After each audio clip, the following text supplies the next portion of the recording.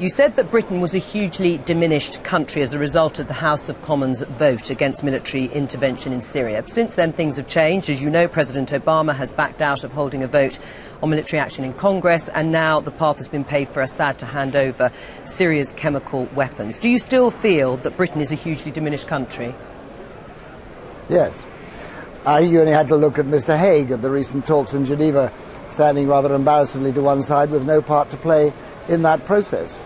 You know, the truth is, and I knew it from the Balkans, and you see it very clearly here, diplomacy works best when, in difficult circumstances, you have the possibility of the use of force to back it up.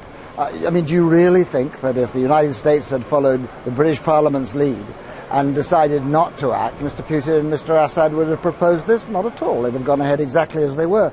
So this country of ours, who has led the world towards international law, now refuses to act to support an international law. This country of ours that has always engaged because of the wider peace has decided not to.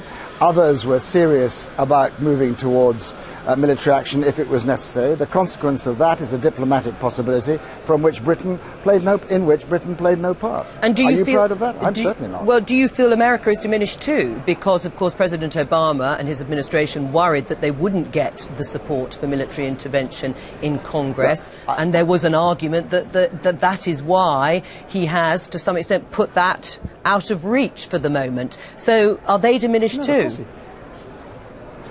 Look, I'm not going to say for a moment that it's been handled well by Mr. Obama or anybody else, but the answer to your question, leaving that aside, is certainly not.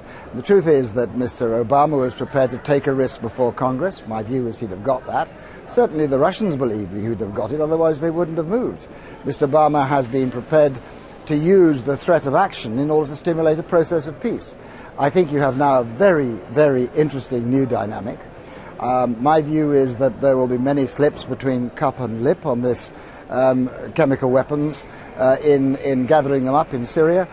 But one big thing goes in favour of it working, and that is for the very first time, as a result of us being serious about the use of force if necessary, you now have the United States and Russia working with a common interest. Russia doesn't want to see those chemical weapons fall into the wrong hands. She's right next door to Syria. And that means that if we can now bring Iran in, and Iran under Rouhani now is a very moderate, or more moderate in Iranian terms, president, I think is interested in a dialogue and deeply committed to action against chemical weapons, you are beginning to open a dynamic that might spread further in the Middle East. You see, here's the point. Peace is not an event. It's a process. And what we've done is started a process now away from a spiral down towards conflict of one sort or another, and we've established a dynamic now which is towards peace. That's a very good thing. Yes, and do you Whether think it works, in the end... remains to be seen. Right, yes, and of course we will have to see how it unfolds. But in the end, do you think it was preferable to military intervention that actually, out of this, if you like, threat of force, whether or not, and I think it is arguable whether or not President Obama would have got the say-so from Congress, but that arguably military intervention for the moment has been put to one side. Do you think that was preferable, that in the end diplomacy could, I mean, it could work? We've heard some of the people in the debate from the Liberal Democrats obviously sceptical about military intervention, and the public at large sceptical about military intervention. Yeah, look, the blessed public and the lovely Lib Dems always prefer peace, of course they do. But in the old Latin phrase, if you seek peace, prepare for war.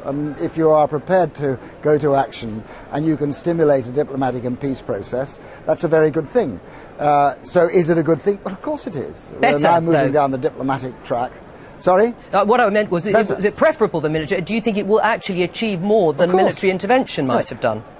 I don't know and you don't know, but provided you can make a rational judgment which says this will succeed, and if Russia and the United States have a common interest in it, I think you make that judgment more confidently than you might otherwise do, then obviously it's hugely preferable. Right. But the option of returning to conflict, the option of returning to armed action has to remain on the table, and if it doesn't, diplomacy won't work. Right, well, that was my next question. Should that be the sanction? I knew it was. Well done. You're very perceptive. Should that be the sanction, then, in terms of any security resolution, should that be the sanction that there will be military intervention if the regime doesn't comply in terms of handing over those weapons? I don't much like the term sanctions, so can we get away? It is the consequence. If this process now slows up, gets bogged down, achieves nothing, chemical weapons stay in place, the piece of international law that has existed for 100 years and restrained even Hitler and Stalin is allowed to be broken with impunity, yes, the answer is the consequence of that might be a return to action. But at the moment, I'm pretty hopeful that won't happen. But, you know, you saw it so clearly in the Balkans. If you had diplomacy unconnected with the use of military force, it didn't work. Where the two were connected and one stood behind the other, it does work better. So will this succeed? I can't promise. Does it give us the best chance at the moment? Yes, I think it does. Is there a rational expectation that this could be a path that could deliver something? Yes, I think there is. If it isn't, you have to go back to where you were. All right, Paddy Ashdown, before you go, and I'll come to Susan Cramer in a minute to get reaction about Syria, but let's just talk about the party briefly. Vince Cable, your dear colleague, said yesterday that the Tories used ugly and blinkered politics. Do you agree with his assessment? Look, everybody will use their own term of words. They're not the kind of words that I particularly like. I fought the Tories all my life. I don't particularly like the Tories, whether I would use language as blood-curdling as Vince, but that's his style. I don't complain about that. But the difference is this. Whether you like them or whether you don't, if the electorate says work together in the national interest, that's what you do. This is not about, you know, who's got the right coloured eyes. It's about, can you do business together in the national interest? I'm very, very proud of my party, not just for the fact that, you know, they're more effective in this, they're more united, they've been utterly steadfast, much more so than the Tories. That's a really important step towards moving from a party of protest to a party of government. Yes. But I'm also very proud of them that they're prepared to take a risk with the party itself in what I consider to be in the national interest. And you'll have a big job on your hand to improve the approval ratings of the party, and Nick Clegg, who's still on minus 53, his personal rating. Well, you know, that really is simplistic reading of the opinion polls. But it's the polls.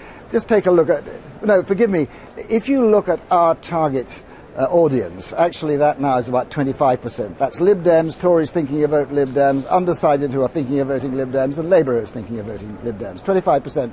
In that target audience, and that's where our votes are going to come from, Nick is at 70% approval rates. I mean, you've just got to realise that if you're looking at polls, you're looking at things nationwide, whereas every party now fights their seats in terms of targets. And in our Lib Dem targets, Nick has got a huge approval rating.